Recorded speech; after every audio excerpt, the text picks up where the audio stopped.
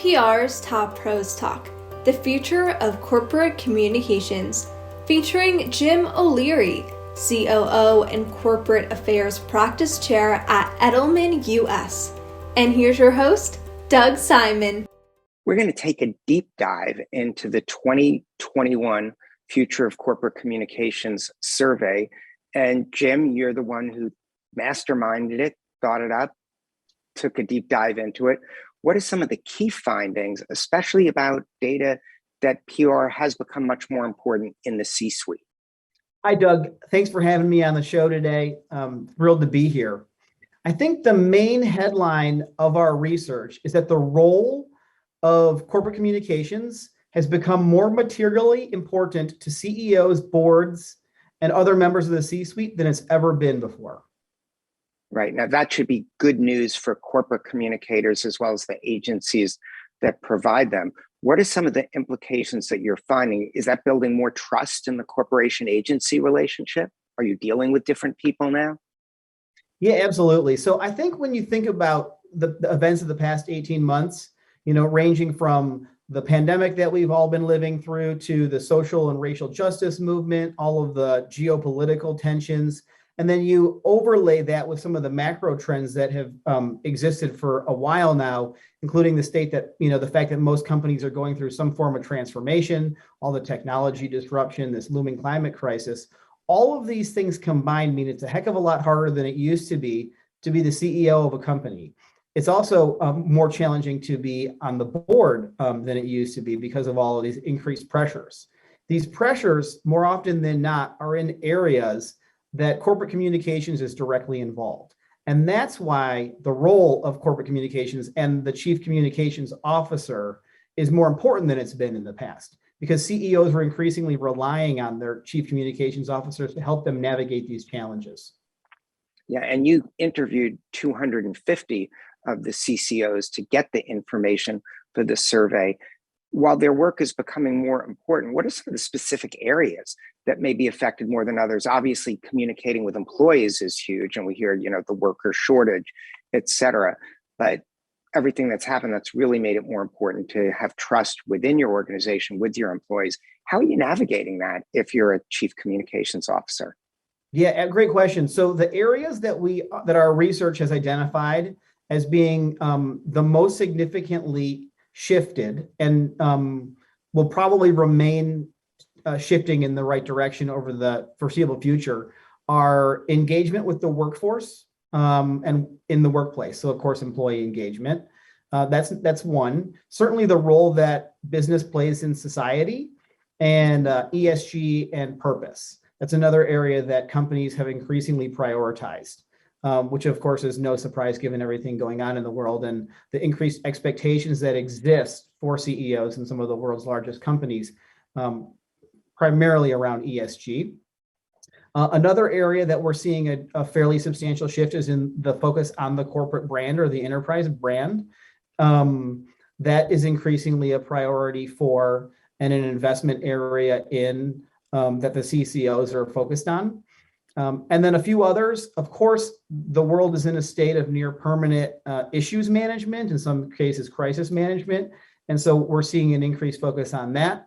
And then perhaps last but not least, given the fact that 9 out of 10 companies are currently in some form of transformation and 76% of those transformations are failing, there's a much more widespread recognition that the role that communications plays in successfully enabling transformation is greater and more important than it's ever been. So those are some of the areas. Yeah, and there's a lot to unpack there. Let's go back to maybe ESG. I mean, people used to call it corporate social responsibility. And this seems like it's more than a communications function. It's really about, with ESR, developing programs that are actually meaningful and then obviously communicating them well. Can you dive into that a little bit for us? Yeah, absolutely. You're absolutely right. It used to be not that long ago, for those of us who've been around for a while, a decade or two ago, where the CSR team had just recently evolved out of or was part of the foundation and had a very, call it more niche role. Now that has shifted entirely. And so, you have an increased focus on ESG, primarily ESG reporting, but even more so than that, or equally important to that, is what you were referring to, which is that companies are now being expected to do more than just take positions on issues, which they're increasingly doing, but also to take action on issues, which they're increasingly doing. And these increased expectations around taking positions on issues or taking action on issues come with increased pressure, increased scrutiny, increased risk. And the desire for corporations and leaders to speak out on social issues by the workforce, which is something that we are seeing more of, is tricky, right? Because sometimes corporations like Patagonia that have been around and have been purpose-driven from their inception, right. It's a lot easier to be purposeful if you're Patagonia than if you're a company in a sector where it's a little bit more complicated. Right. No, that does make a big difference. One of the things that you came up with in the survey that wasn't maybe as wonderful is that, great, it's more important. They need to rely on PR people and communicators more, but the resources are lagging. You would think they would push the resources in this direction because the C-suite does seem to really have a better understanding of its growing importance. It almost can be a survival, not survival, when you're talking about managing the transition that's been thrust upon organizations because of the changing world. That's right. That's exactly right. So if you think about it, 2/3 of the communications leaders that we surveyed, they're investing more in employee engagement than they ever have. 3/4 are investing more in ESG and corporate purpose than they ever have. At the same time, the total amount of resource that is being dedicated to communications is not increasing very much. And so communications professionals are being asked to do a lot more with either the same as before or just slightly more than before. Yeah, I guess that's a challenge. So it sounds like they're just sort of shifting the pieces around instead of saying we need to be doing this and more of this and more of this as well. They're also dealing with, activists and multiple different levels and managing. What is some of the findings there? And you mentioned that that's raised the importance of corporate brand. How can you make sure to build this brand where if you take an action on something, you said companies are being required to do that now, it seems like you'll be alienating half the people, whatever you do. And that's just in the United States. How do you navigate that? Right. Well, so you just mentioned a number of different things there. Certainly seeing an increase in our data reflects that in activism, investor activism, employee activism, of course, NGO activism. One of the main factors, of course, leading to the increased importance in communications more broadly, since that's largely what many of us have been doing for years, is help managing situations around activism. What we have found is that the organizations that are very focused on both purpose and values often fare better in activist situations, which will probably be no surprise to you. The other thing that you mentioned in passing that I'll come back to, because it's very important, is that the communications team, the communications function of today and the future looks much different than the communications team and communications function of the past.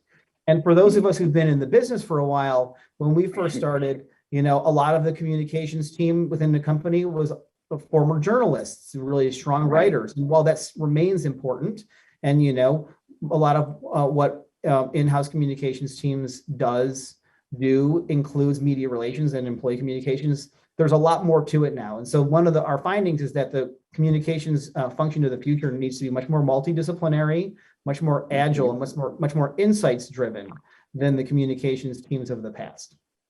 Right. So now in your role, if you're advising people within your own agency who work at the corporate practice or at other agencies that have a corporate practice, what do they need to be thinking of from the agency perspective to serve these needs in a better way? Yeah, well, I like to think about it in terms of what they need just in general. And then if they can, address those needs with their own in-house teams, then great. And if not, then they can, look to their agencies for support. And what most of the in-house teams are increasingly adding more of is things like specialization in digital data, analytics, comms tech. Until recently, I had not seen communications analytics functions within the communications team proliferating, but now I am increasingly seeing that. In the past month alone, I've seen 3 Fortune 100 companies start to stand up teams around communications analytics, or if they've already stood them up, begin to evolve them. I know of another company, one of the largest companies in the world, that has an entire insights and analytics team that focuses on having very specific data that allows the communications function to measure and improve its ROI to the business and provide insights back to the business around all of the stakeholders that matter to the organization. Yeah, I was going to say that sounds like it could have a interesting effect on the agency roles, because if previously the agencies were responsible for those insights, but now companies are taking that in-house, what would agencies obviously will be getting data from the company to perform their tasks, but how that influence the role of the agency going forward, do you think? Yeah, I feel like there's still plenty of opportunity for agencies in that space. And more often than not, the companies that are building these type of operations within, they're doing so in partnership with agencies. Right. Given the fact that, this is still a very new and emerging area, and there's a lot less established precedents on how to do it. And so, the people who have, and the organizations that have done the most of it are the agencies who have, built it out for any number of companies. The other thing that that's quite interesting is that we're, as tied to this trend, is that we're seeing the new roles that didn't previously exist in communications come to the forefront. So, while you may have seen a number of former journalists in the past, now you might start to see data scientists. You might start to see more focus on creative and content. And all of these new areas are leading to communications teams, both in-house and agency, being much more multidisciplinary than they had been in the past.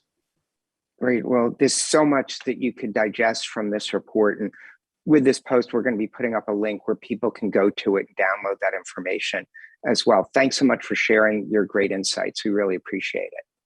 Yeah, thanks for having me, Doug. Appreciate it.